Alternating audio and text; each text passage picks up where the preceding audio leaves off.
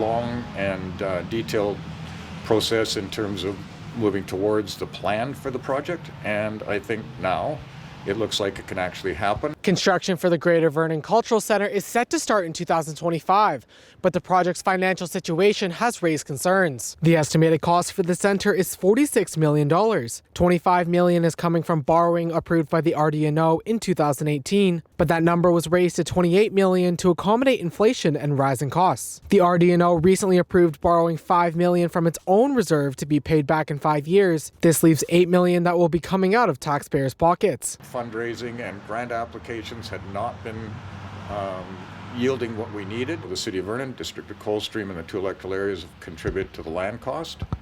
So, but we were still seeking more money to close the construction gap. When the Greater Vernon Advisory Committee went to the RDNO Board of Directors for the additional borrowing, they decided on short-term borrowing, which would eliminate going back to voters. Going through this process, we have brought the project to a point where it can actually proceed. If fundraising is more successful, that will reduce the impact on taxpayers, but I think it's a good news story in that this was a project that was well supported by the community. From 2025 through 2032, the RDNO expects taxes for residents to increase by $85, and that number is expected to be lowered to $57 for 2033 through 2047. Fleming said construction for the Cultural Centre is set to take place over the next 2 years, with an expected opening date in 2027.